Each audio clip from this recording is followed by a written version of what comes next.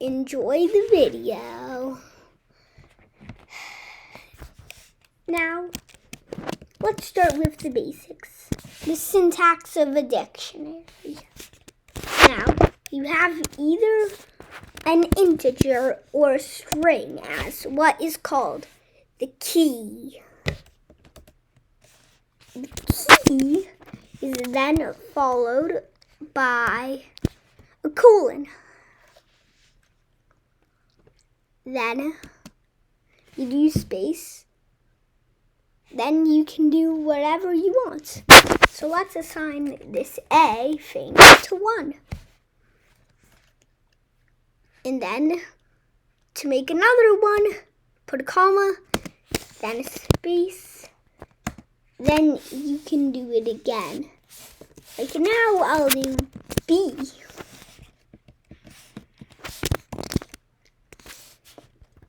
B will be 2. And C will be 3. Now, remember the thing we used for lists? When we were getting indexes? That's the same thing for dictionaries. You just do that.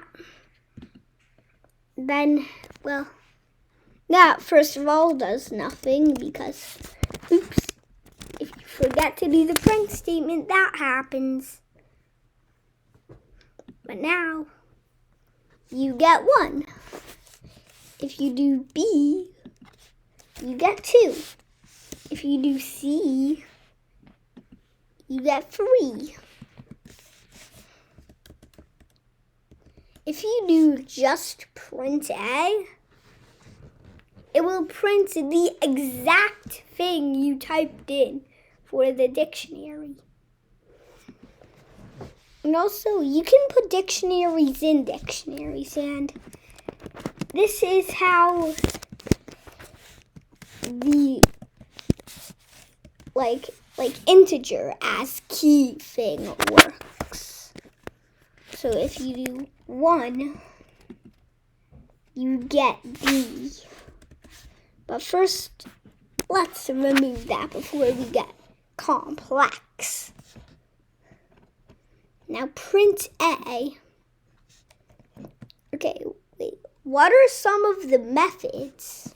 Well, you can loop through dictionaries. For I in A,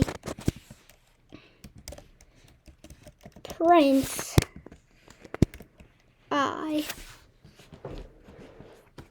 And then when you do this,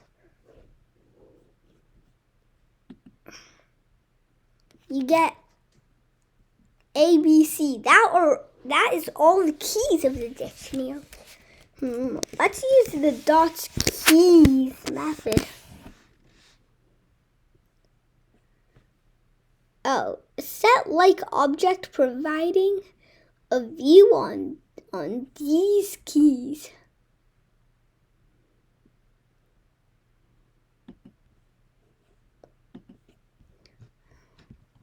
Well, let's do this and dot keys is the default. If you ever see anybody using dot keys, tell them it's unnecessary. But there is also something called items.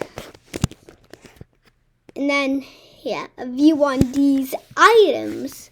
You may think that is like 3, 2, and 1. I mean 1, 2, and 3. Well, it's the tuple, which is like an unchangeable list. A, which corresponds to 1. B, that corresponds to 2. C, that corresponds to 3.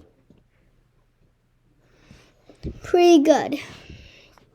Now, when we talk about list comprehensions, which will be in the next episode,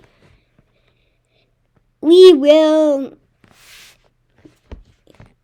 talk about this items method again and how it can be used in the list. But for now, let's not do that.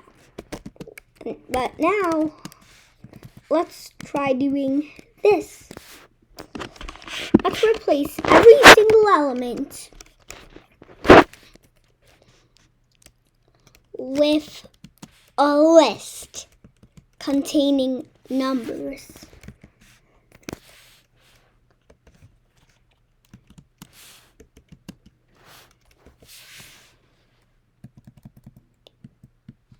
Oh, wait. That was an accident. Now it will be that. Or if we don't want to do a loop through the items, you can do a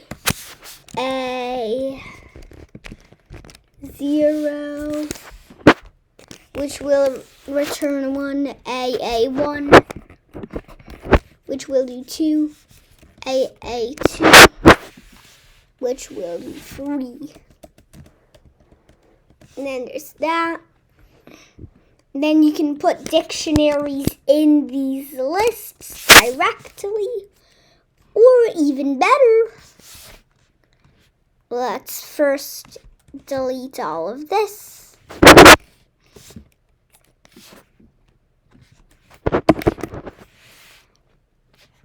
And you could make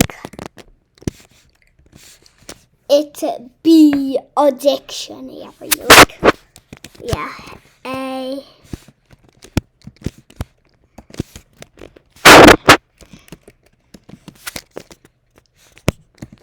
string B is 2. Then you can do print A,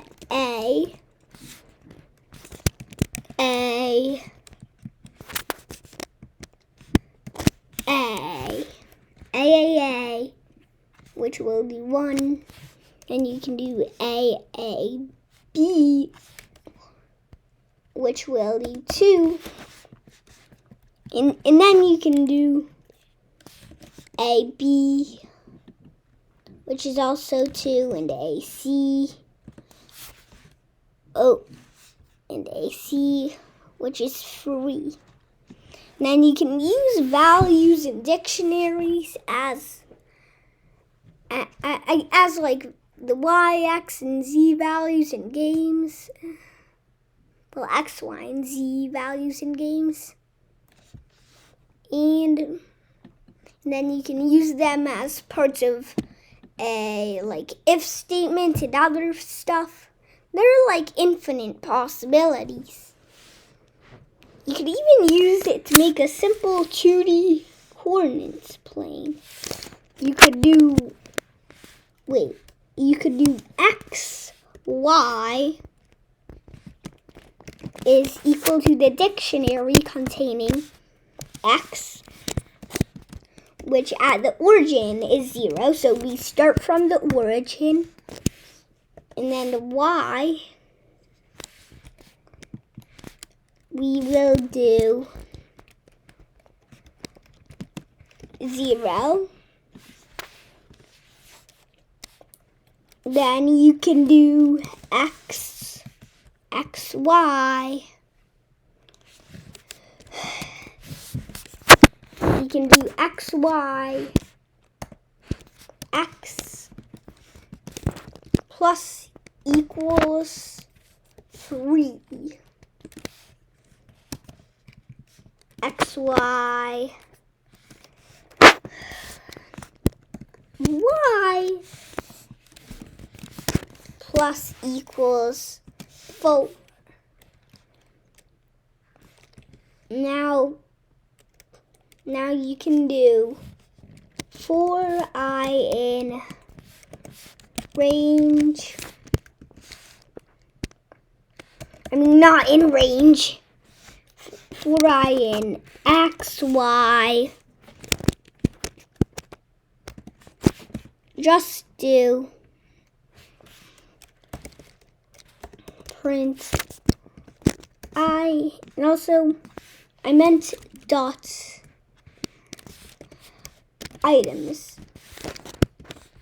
And you don't need to worry about what I'm going to do here, because this is going to be the same thing you might see in the next episode, but it's just an even cleaner and shorter way of writing that same code.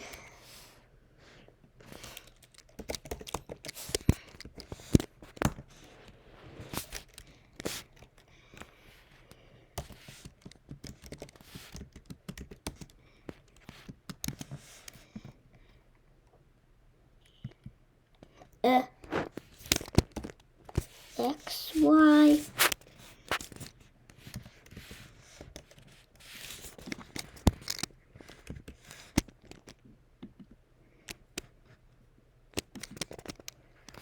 There. See? And you can actually get indexes straight out of it. Like this.